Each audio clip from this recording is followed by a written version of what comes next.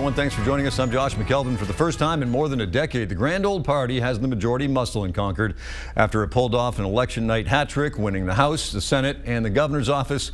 So what will that agenda look like come January? I am joined now by Senate President Chuck Morse. Good to see you, sir. Good to see you. Yeah, we'll get to the State House business in just a second, but I got to ask you about election night. Was there any part of you that was second guessing or playing Monday morning quarterback? In the second CD, you know this, a lot of people were saying if there's somebody that can take out Andy Custer, it's Chuck Morse. Ultimately, obviously, you decided not to run and not to take anything away from Jim Lawrence, but did you have any regrets for not running? Oh, no. Listen, I love the New Hampshire Senate, and it's an honor to be the president again, so no, not at all. Okay, fair enough. All right, so moving forward, top five, you look at the things that you have. I talked to you about this before, and you said Republicans have an enormous responsibility now because you have the majority up there. What are the top three agenda items moving into the next session? Yeah, I think the top three are probably easier to go to right now. I mean, we've already been dealing with the governor-elect. We know we have to create a budget that's balanced. We hear a lot about reducing taxes, and we need to go through that process and figure out what's going to work in this upcoming budget. That's definitely at the top of our list. We need to make sure that we solve this problem with 500 deaths coming in New Hampshire from opioids. We need to solve that. Yeah. We know it's coming, and I'm certain you're going to see things talked about on energy and making sure New Hampshire moves forward. But along with the energy issue, you're going to see that we want to create jobs here in New Hampshire. Yeah, we talked a lot about business taxes in the last cycle. It was in a budget that was ultimately vetoed by Governor Maggie Hassan and then signed, and the business taxes stayed in there. You believe that you can lower them even further?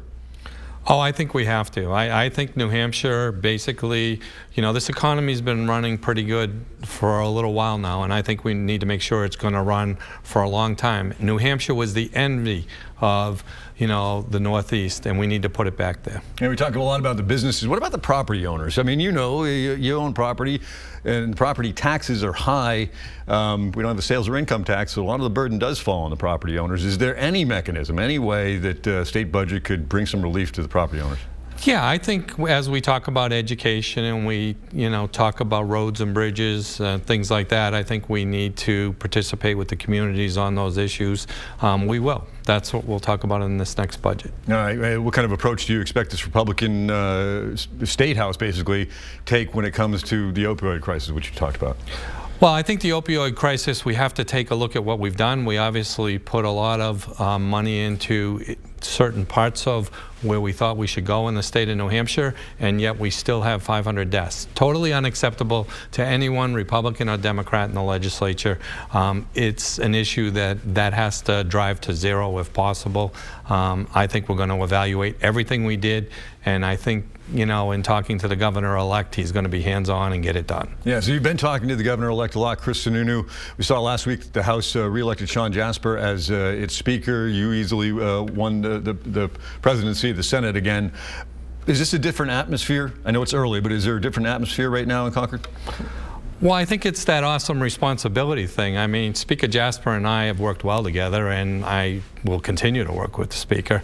You know, Chris coming into the position of governor, I think we've all wanted this for so long, and I think as we move forward, we need to work together, and we will. I mean, that's what we're doing. And I know you're looking at it from an outsider's perspective in the House. Is it a unified Republican caucus in the House more than it was, obviously, 2 years ago when, you know, I don't need to replay everything that went on, but you had Bill O'Brien with his own House Republican Alliance in an office down the street while the Speaker had his folks. Is it a different ballgame this time? The governor-elect, I assure you, is unifying the Republican Party, and we will lead with them. Okay. What about voter laws, taking a look at it? I mean, is same-day registration, is that a priority to get rid of that? Well, I think any issue like that, I mean, we want to make sure that every vote counts in the state of New Hampshire. Those issues and how we fix that, the governor right now, or the governor-elect right now, is certainly working on that. I mean, he's certainly talking to people to come up with a fix that we can all get behind. You saw Secretary of State Gardner the other day say, look, you can always improve things. I think that's what the House and the Senate are talking like, and I think you'll see things in committees that will work our way through. Yeah, Secretary of State Gardner has said that time and again that the residency is an issue. Drive-by voting, he fears, is a problem. But then you have Donald Trump going out there and tweeting that widespread voter fraud took place in New Hampshire, which there's no evidence of that, obviously. But does it make the case harder or easier as you try to adopt change? No, I think what's happened here is, you know, under the laws in the state of New Hampshire, things are working, and Secretary Gardner will tell you that. I think that's extremely important. If you want to change those laws, like same-day registration or having people live in the state for 30 days before, you know, they can register, those are things we can change, and I think that's probably what the president-elect was talking about. I'm sure I've heard it from Scott Brown before, so we will look at those issues, and I think that's what Secretary of State Gardner is talking about. Medicaid expansion, it's set to expire this year. Where is this headed? Well, I think there's some key issues in Washington that have to be decided. I mean, obviously, we reauthorized it. It's a big part of New Hampshire's economy right now. We're going to be looking to Washington not only on health care, but on education to see what they're going to do. I don't think that'll come in the first part of the year. I think we have to devise a budget right now that works for the state of New Hampshire. And then as they start talking about block grants, I think we can do great things in this state. But when you talk about we're looking at Washington, does that mean allowing a work requirement to be a mechanism to receive benefits?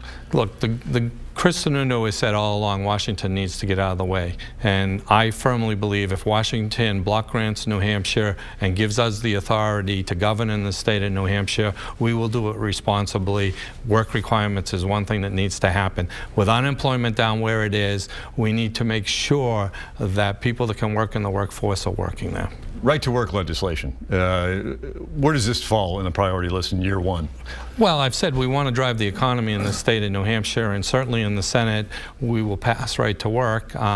There's a piece of legislation that Senator Reagan is filing, and we will put that through the committee process, and I look forward to passing it in the Senate. Does it have the same kind of appetite, or maybe appetite's not the right word that I'm looking for? Is there the energy behind it that it did back under the Bill O'Brien speakership in the House, where you saw the State House turn into just a den of chaos there for a couple of the session days? Yeah, it didn't pass back then. I mean, you know, to be honest with you, I think our intention is putting it through the committee process and working with the people of the state of New Hampshire to pass it. I mean, everyone believes that that will help drive the economy as a piece of it, just like lowering taxes. And I think we need to get it done. It's going to take time, and we'll work on it. And I got to ask you this, because other states are doing it: Massachusetts, Maine, legalizing recreational marijuana. I mean, do you see this as being something that we taken up and seriously considered? Because the governor said Governor-elect has said we're not ready for this yet. I mean, obviously I've been against legalizing marijuana, and I still stand there. I think there's plenty of issues coming forward on marijuana that will be debated this year. I don't believe we're going to pass legalizing marijuana. Okay, so when you talk to your Republican caucus in the Senate, and you do have some new faces in there, what's the message that you're giving them? I mean, you telling them what the priority is, and are they kind of understanding what your expectation of them is, while also thinking about the reason they ran and what their priorities are? Well, in Republicans and Democrats, I have a third of the Senate that's new this year. I've been saying the same thing to all of them before I became Senate President again and as Senate President.